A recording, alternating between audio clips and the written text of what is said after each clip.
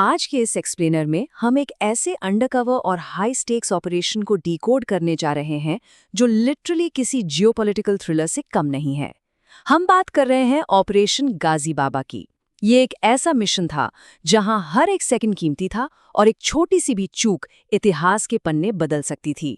तो चलिए बिना कोई टाइम वेस्ट किए सीधे इस सीक्रेट मिशन की गहराइयों में चलते हैं। इस कहानी की शुरुआत होती है जुलाई 2003 के श्रीनगर से। भारत के तत्कालीन प्रधानमंत्री का शहर में दौरा होने वाला था। पूरी घाटी को बीएसएफ ने एक अभेद्य किले में बदल दिया था। सिक्योरिटी इतनी टाइट थी कि ऐसा लग रहा था परिंदा भी पर नहीं मार सकता। लेकिन इसी बीच एक रूटीन गश्त के दौरान बीएसएफ के जवानों की नज़र एक ऐसी चीज पर पड़ती है जिसने तुरंत सबके कान खड़े कर दिए। एक ऐसा शख्स जो उस माहौल में बिल्कुल ही अजीब लग रहा था। अगर हम उस मंजर की कल्पना करें तो ये पल सच में रोंगटे खड़े कर देने वाला है। एक बिल्कुल दुबला पतला सा लड़का, लेकिन कश्मीर की उस कड़कड़ाती ठंड में भी उसके माथे से पसीने की मोटी मोटी बूंदें टपक रही थीं। उसकी सांसें तेज थीं। जवानों का छठा सेंस एक्टिवेट हुआ और उसे वहीं रोक लिया गया। और जैसे ही उस लड़के की शर्ट के बटन खोले गए, वहां मौजूद हर जवान सन्न रह गया। उसके सीने और पेट से भारी मात्रा में आरडीएक्स और सर्किट्स के तार बंधे हुए थे। तो चलिए सबसे पहले बात करते हैं हमारे पहले पॉइंट की, एक चलता फिरता टाइम बॉम्ब। ये लड़का कोई आम इंसान नहीं था, ये लिटरली एक चलता फिरता टाइम बॉम्ब था। और इस एक इंटरसेप्शन ने एक बहुत बड़े आतंकी नेटवर्क की पोल खोल दी। ये था अंसार, एक सुसाइड बॉम्बर जिसे पाकिस्तान के फैसलाबाद से भेजा गया था। इसका अल्टीमेट टारगेट भारत के प्रधानमंत्री थे। लेकिन बात सिर्फ अंसार की नहीं थी। इस पूरे खौफनाक खेल को पर्दे के पीछे से जो शख्स कंट्रोल कर रहा था वो था कश्मीर का सबसे खूंखार हैंडलर, गाजी बाबा। अंसार के पकड़े जाने से एजेंसियों को इस मास्टरमाइंड तक पहुंचने का पहला सुराग मिल गया था। अब यहां से कहानी थोड़ा पीछे जाती है और हम आते हैं अपने दूसरे पॉइंट पर, एक मास्टरमाइंड का जन्म। आखिर ये गाजी बाबा था कौन? 1980 के दशक के अफगान युद्ध से गुरिल्ला ट्रेनिंग लेकर निकला राना ताहिर नदीम नाम का ये शख्स मौलाना मसूद अजहर से जुड़ गया था। ये टाइमलाइन इस बात को बहुत अच्छे से इलस्ट्रेट करती है कि कैसे ये खतरा लगातार बढ़ता गया। 1994 में जब मसूद अजहर अरेस्ट हुआ तो उसे छुड़ाने के लिए ही गाजी बाबा का जन्म हुआ। 1995 में उसने प्रेशर बनाने के लिए 6 विदेशी पर्यटकों का किडनैप किया। और जब बात नहीं बनी तो 1999 में कुख्यात IC-814 विमान का कंधार हाईजैक उसी के दिमाग की उपज थी, जिसके बाद मसूद अजहर को छोड़ना पड़ा।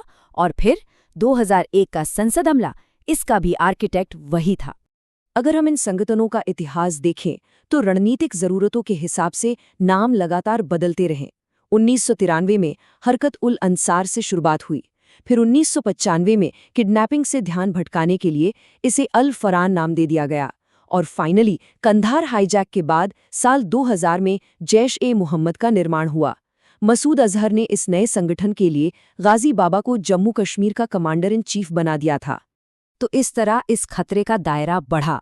और इसी के साथ हम आते हैं अपने तीसरे सेक्शन पर, आतंक के अभियान का बढ़ना। साल 2000 के दशक की शुरुआत में गाजी बाबा ने 300 कट्टर लड़ाकों की एक प्राइवेट आर्मी तैयार कर ली थी और पहली बार घाटी में फिदायीन हमलों की शुरुआत की। लेकिन इन सब के लिए भारी फंडिंग चाहिए थी।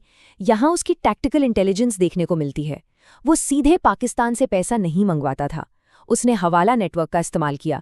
आसान भाषा में कहें तो बिना कैश के फिजिकल मूवमेंट के दुबई के रास्ते पैसा कश्मीर पहुंचता था, वो भी इतनी लेयर्स में छिपके कि इंटेलिजेंस के लिए इसे सीधे ट्रैक कर पाना लगभग नामुमकिन हो गया था।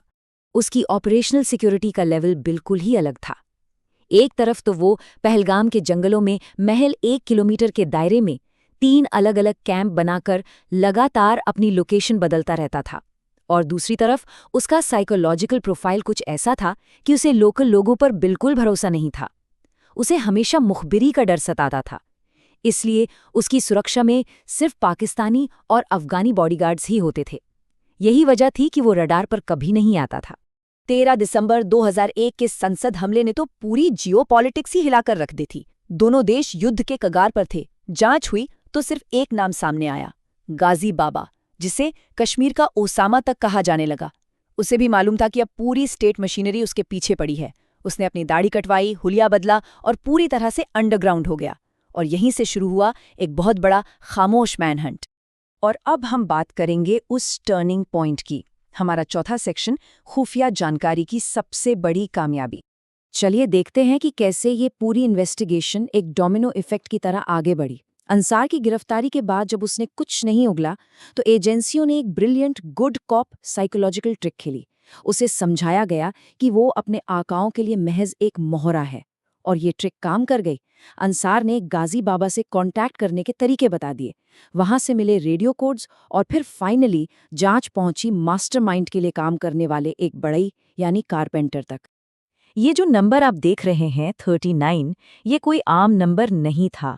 अंसार ने बताया कि गाजी बाबा का रेडियो कोड 39 है। ये सुनते ही बीएसएफ ऑपरेटर को तुरंत याद आ गया। ये वही आवाज थी जो हमेशा भारतीय जवानों के शहीद होने पर वायरलेस पर जश्न मनाती थी। अब कोड 39 का सीधा मतलब था कि एजेंसियां उसके कम्युनिकेशन नेटवर्क के अंदर घुस चुकी थीं। जब रेडियो पर हुई एक घबराई हुई कॉल से गाजी बाबा को शक हुआ, तो अंसार ने अपने बचाव में उस कारपेंटर के बारे में बताया जो दीवारों के पीछे सीक्रेट कमरे बनाता था। पकड़े जाने पर उस कारपेंटर ने खौफ में जो बात बताई, वो इन्वेस्टिगेशन का आखिरी सुराग बन गई। उसने कहा कि उसे हमेशा आंख पर पट्टी बांध कर ले जाया जाता था, लेकिन सिर्फ एक बार ऐसा हुआ था जब उसकी आंखों पर पट्टी नहीं थी और उसे वो रास्ता याद था। और बस इस एक जानकारी ने ऑपरेशन को उसके क्लाइमैक्स तक पहुंचा दिया। अब आते हैं इस एक्सप्लेनर के सबसे इंटेंस हिस्से पर, 10 घंटे का आखिरी एनकाउंटर। टिकिंग क्लॉक पहुंच चुकी थी 30 अगस्त 2003 सुबह 4 बजे पर।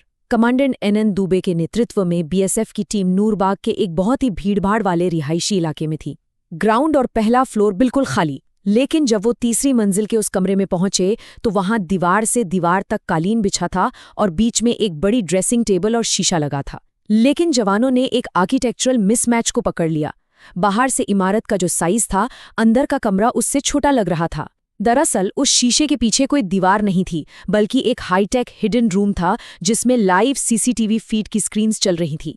और फिर वही हुआ जिसकी आशंका थी। जैसे ही एक अफसर का भारी कॉम्बैट बूट उस शीशे पर पड़ा और शीशा टूटा, अंदर से AK-47 की गोलियों की अंधी बौछार शुरू हो गई। सबसे आगे खड़े जवान को गोली लगी और उसी अफरा तफरी में अंदर से एक हाई एक्सप्लोजिव हैंड ग्रेनेड फेंका गया। उस ब्लास्ट में कमांडेंट दुबे बुरी तरह घायल हो गए, लेकिन इसके बावजूद उन्होंने अपने बाएं हाथ से फायरिंग करना बंद नहीं किया। ये जो नंबर है 10, ये इस लड़ाई के स्केल को दिखाता है। ये भयंकर गोलाबारी पूरे 10 घंटे तक चलती रही। अंदर छिपे आतंकी अब भागने के लिए नहीं, बल्कि ज्यादा से ज्यादा नुकसान पहुंचाने के लिए लड़ रहे थे।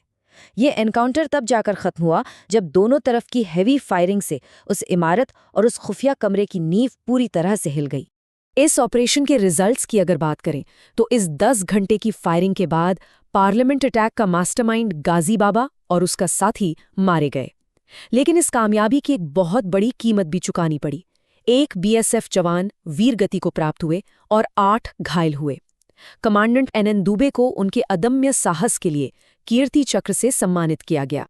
इस पूरे एक्सप्लेनर के कंक्लूजन पर आएं तो ये सवाल बहुत कुछ सोचने पर मजबूर कर देता है। ये कोई सिर्फ पास्ट की कहानी नहीं है।